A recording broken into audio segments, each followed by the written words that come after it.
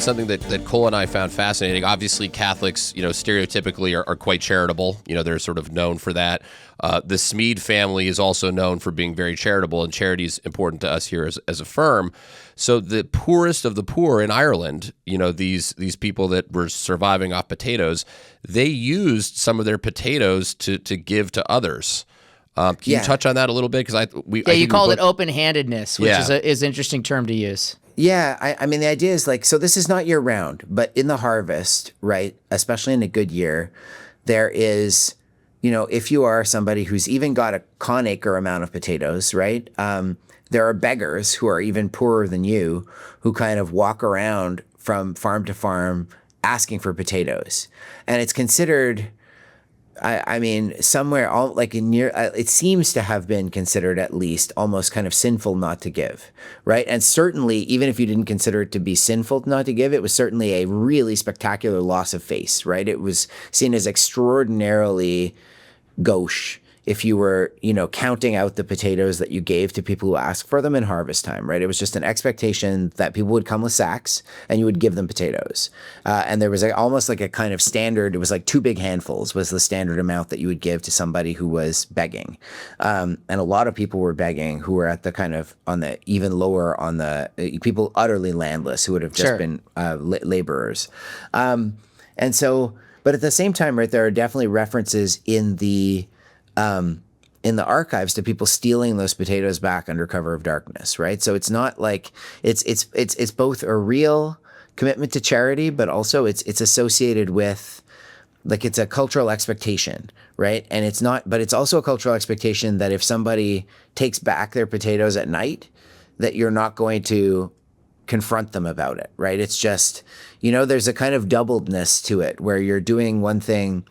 There's there's almost like a doubled mentality where you're both, you have this thing, you have to give it, but at the same time, if you take it back, no one will fault you for taking it back. Sure. And that's sort of how it works, in terms of giving, right? And that's definitely, that's rooted in, I would say, it's interesting. I think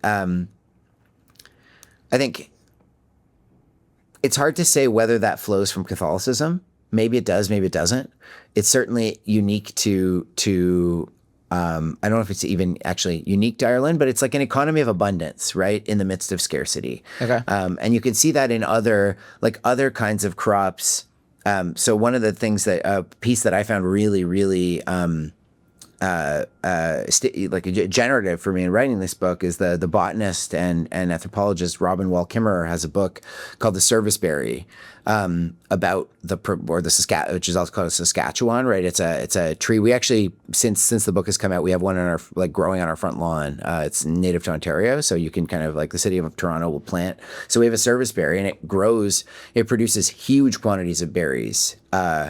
And the idea is when the serviceberries are in bloom, you have abundance, right? And so it suddenly becomes kind of obscene to have so much of something and count it, right? If you have so much of potatoes or you have so many serviceberries, if somebody asks you for them, it borders on obscenity to say, well, will I have enough for later? You just give it, right? Sure. And so it's more that kind of economy of abundance. And Catholicism in Ireland before the famine is a really interesting thing. And I think one of the things that happens post-famine is the increasing assertion of doctrinal uniformity by the Catholic Church on Irish Catholics, because that century of the penal laws doesn't snuff out Catholicism in Ireland, but it does snuff out sort of episcopal control over Catholic priests in Ireland. So Irish folk Catholicism is a totally different thing. British domination, because you effectively,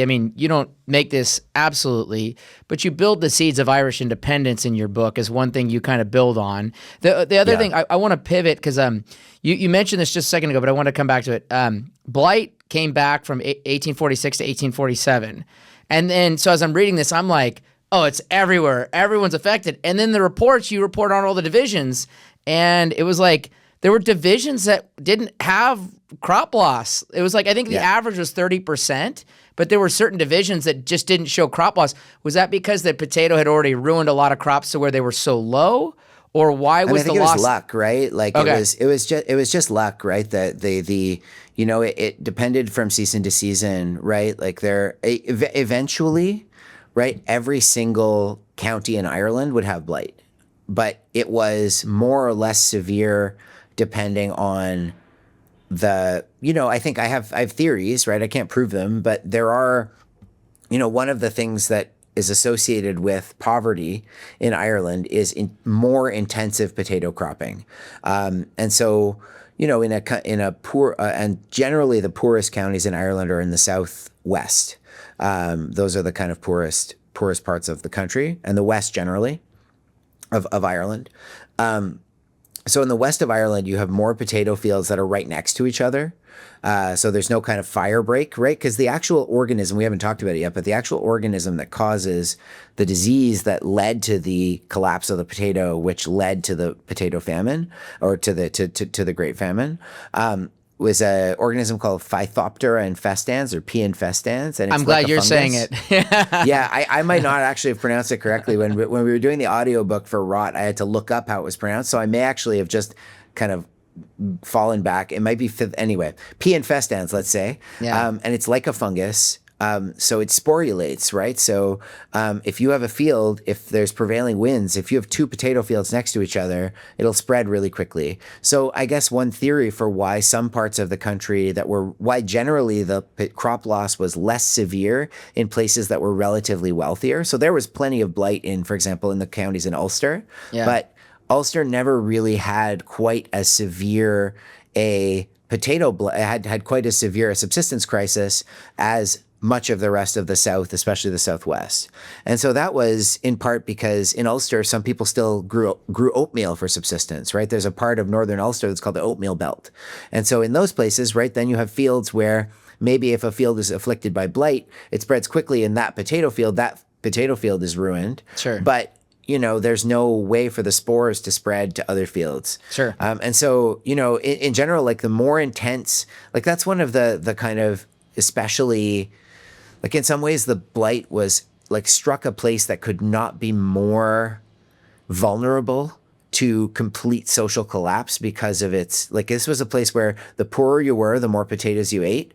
The more potatoes you ate, the closer your fields were to each other, the more vulnerable the whole world, your whole social and economic world was to an organism that could devastate potatoes, Sure. right? And especially in Europe, right? Because this is an organism that had lived in, like as an endemic illness of potatoes in the much drier, much higher altitude highlands outside of Mexico City, Sure. where but here you're having a situation like you have a climate that is extremely congenial to the reproduction of this organism, and you have endless fields of potatoes right next to each other. Yeah. And people keep planting them even after, because for all the reasons that we've already talked about, like even though it's obvious, also nobody thought it would come back, right? There had been diseases, fungal diseases, viral diseases of potatoes that had struck previous potato crops. Actually, to return back to the lumper, right? The Irish lumper. So I have a chapter in the book. It's my favorite chapter in the book. It's called The People's Potato. And one of the things that I think I uncovered in it, and I don't, like, novelty is not necessarily the best commendation for it, but I'm pretty sure I'm the first person to write about this, as far as I know, who isn't a plant geneticist.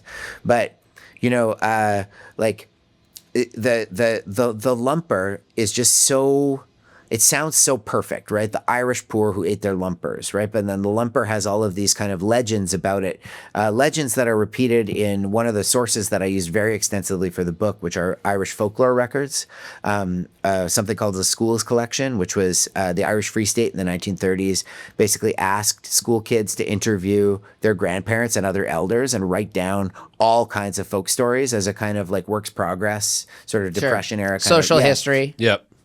Yeah, so I use that pretty extensively, and there's all of these kinds of accounts of the potato collapsing and the potatoes, like the spread of the potato famine. It's just like it's truly and of the lumper itself, right? This iconic potato that is it's so easy to say the Irish are lumpers, they eat lumper potatoes. But one of the things I found in the research was that there there's a kind of cycle of potatoes. Like if you want to grow potatoes, you can get a bag of potatoes from the supermarket, cut the eyes off with a chunk of the tuber and bury them in the ground. That's how potatoes are generally cultivated. It's called set cultivation. And the potatoes that grow will be clones of that original potato. Okay. And that can yield gigantic yields very quickly, right? Any kind of set garlic is the same, right? Anything where you can set cultivate something or onions, right? Where you can just kind of plant the bulb and clone the original plant, you can get really big yields very quickly. But those plants are also very susceptible to pathogens, especially to viruses and fungi and bacteria. Because they're just growing the pathogen in effect. Yeah, and they're just like they're a monoculture, right? They're all identical, so they're all equally vulnerable to new pathogens.